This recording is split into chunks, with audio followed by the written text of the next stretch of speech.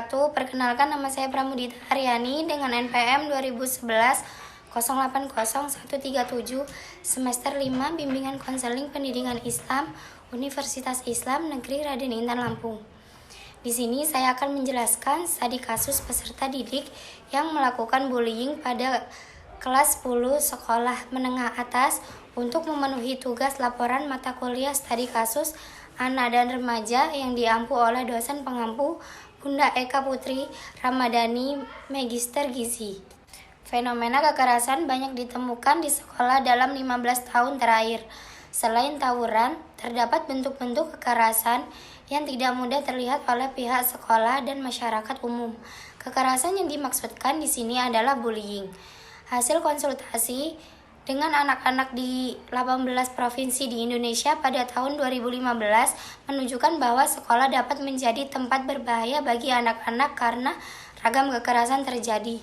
Bullying adalah perilaku agresif dan menekan baik dalam bentuk tindakan fisik secara langsung atau menyerang melalui kata. Secara kontekstual dapat diartikan sebagai penggencetan, penindasan maupun intimidasi. Hieronymus Sugi dan Plan Internasional menyimpulkan bahwa dari hasil konsultasi dengan beberapa anak, kekerasan pada anak-anak dan remaja di sekolah menduduki peringkat kedua setelah kekerasan pada anak-anak dalam rumah tangga. Kasus bullying yang menarik perhatian dan fenomenal di Indonesia selama 5 tahun terakhir adalah budaya kekerasan para senior pada junior di Institut Pemerintahan Dalam Negeri atau IPDN. Kasus tewasnya Cliff Muntu, seorang praja IPDN yang dianiaya beberapa seniornya pada bulan April 2007, kembali menguak fenomena merakannya kekerasan di lembaga pendidikan di Indonesia. Pengertian kasus yang dibahas, bullying merupakan suatu bentuk perilaku bertujuan untuk menindas orang lain yang lebih lemah. Bullying melibatkan dua orang atau lebih, yaitu pelaku dan korban. Bullying terjadi secara berulang dan intens yang dilakukan oleh seorang atau sekelompok pelaku kepada seorang atau sekelompok korban yang sama.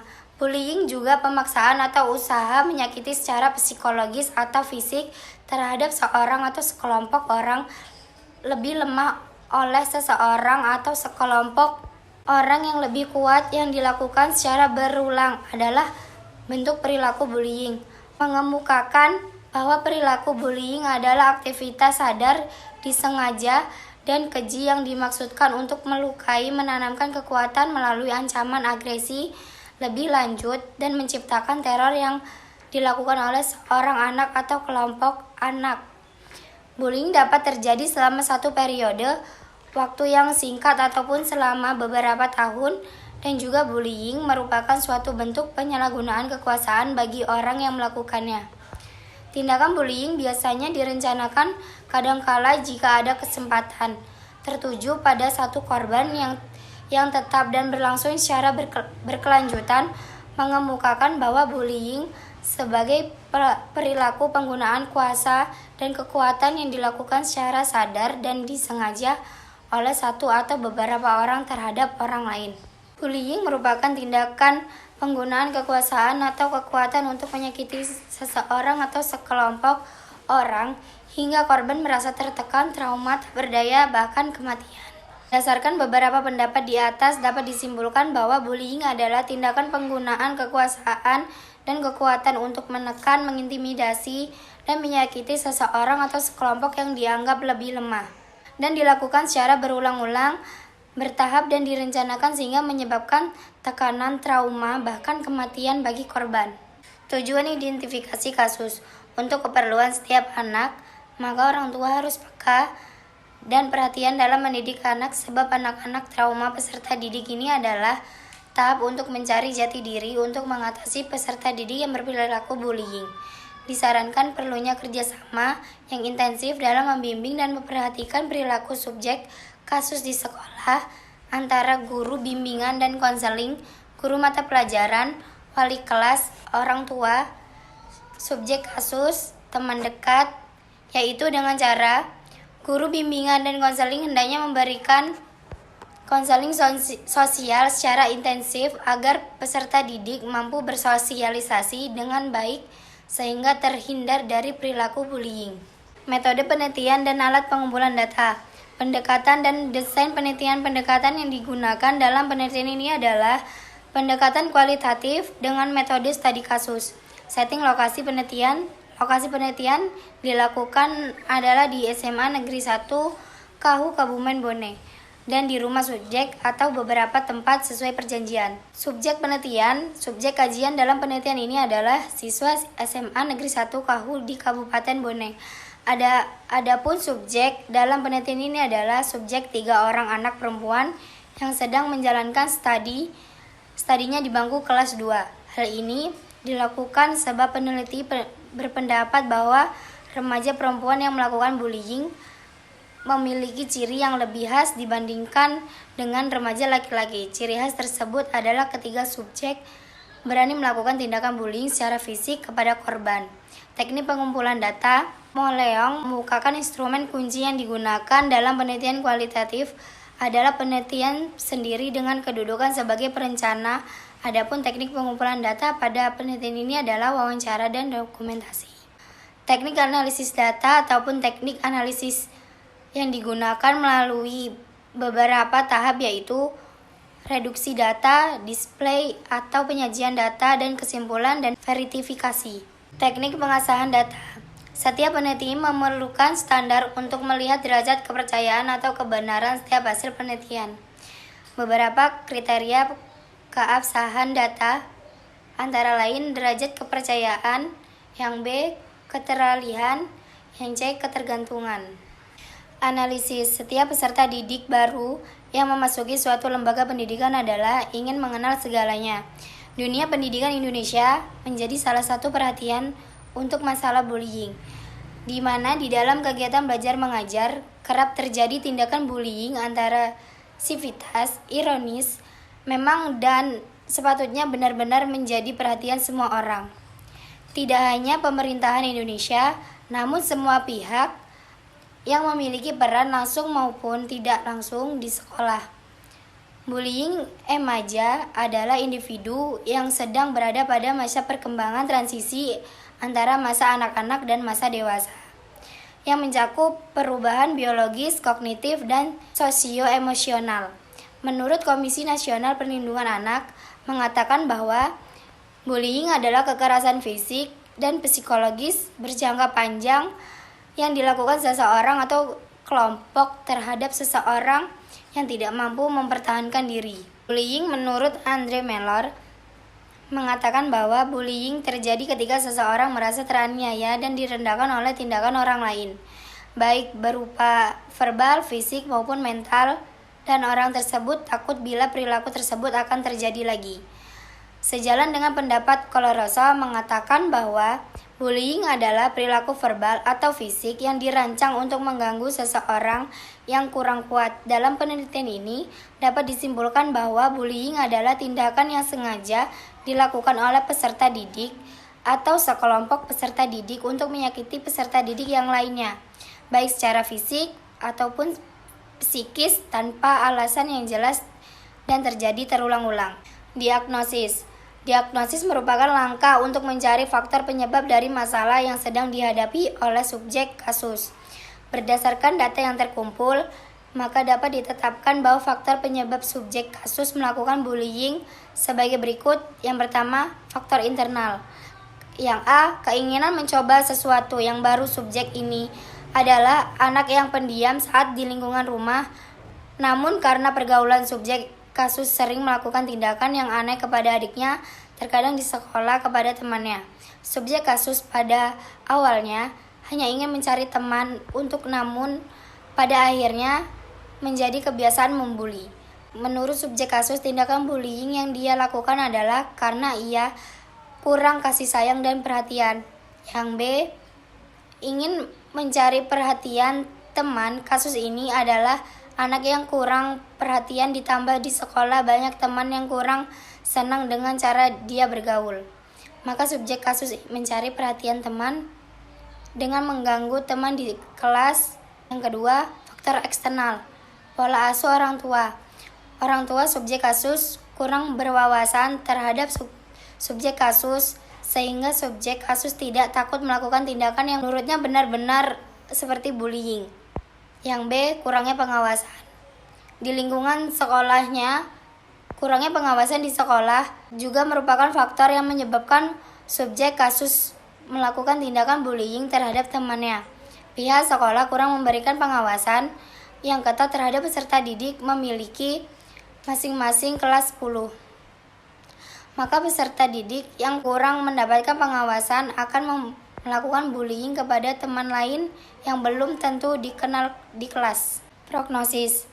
Setelah mengetahui faktor-faktor penyebab subjek kasus yang bullying dilakukan di sekolah, kemudian menetapkan alternatif bantuan yang akan diberikan.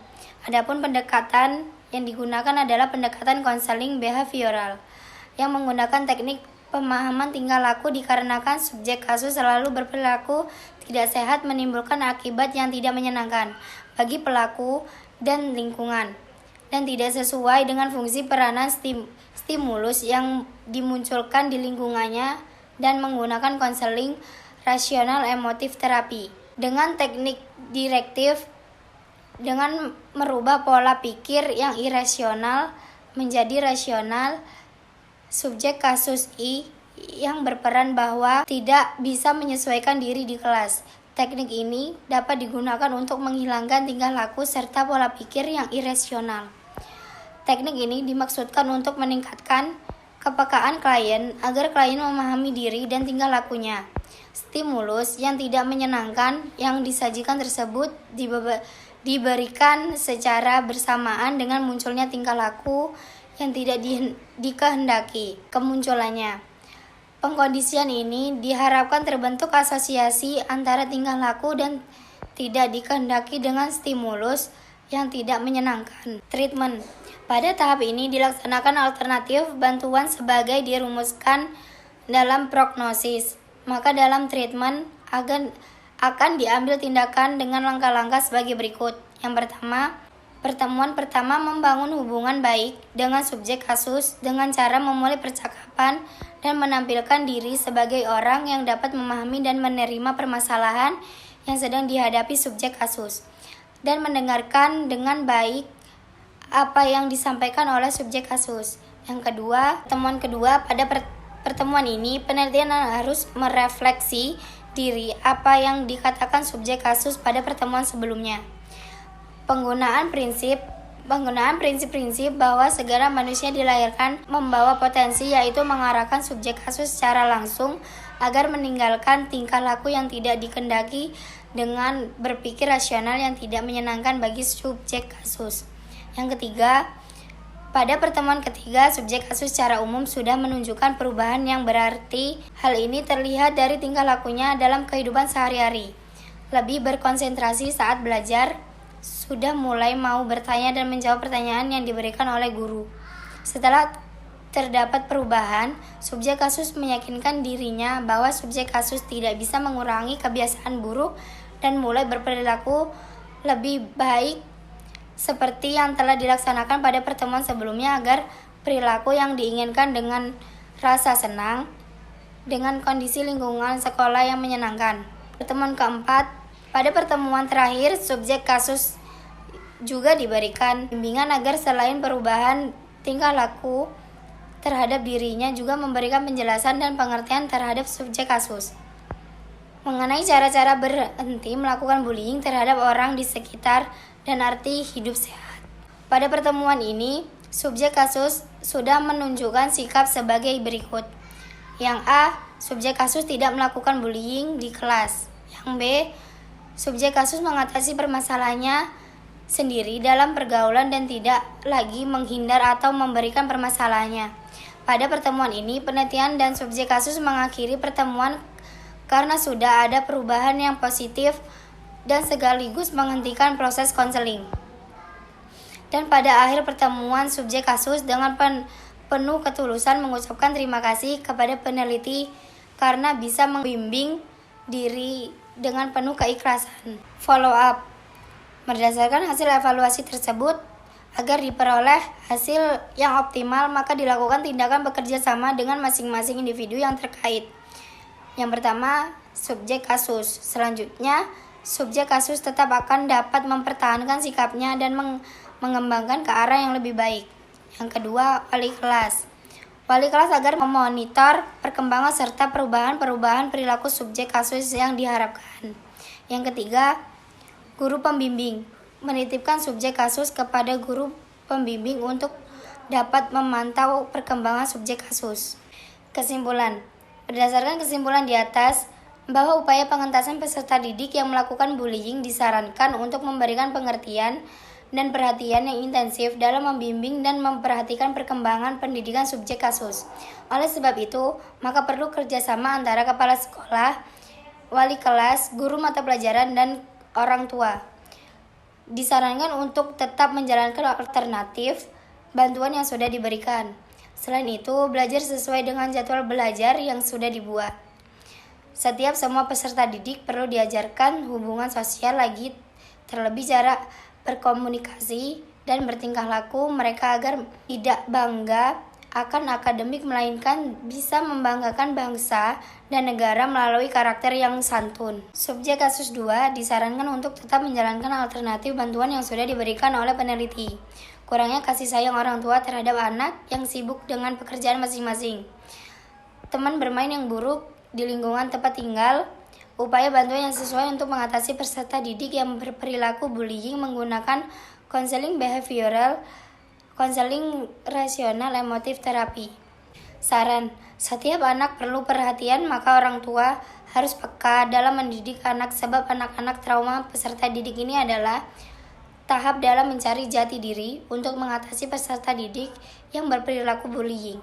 Disarankan perilakunya kerjasama yang intensif dalam membimbing dan memperhatikan perilaku subjek kasus di sekolah antara guru bimbingan dan konseling, guru mata pelajaran, wali kelas, orang tua, subjek kasus, teman dekat, subjek kasus, dan subjek kasus, yaitu dengan cara guru bimbingan dan konseling hendaknya memberikan bimbingan sosial secara intensif agar peserta didik mampu bersosialisasi dengan baik sehingga terhindar dari perilaku bullying.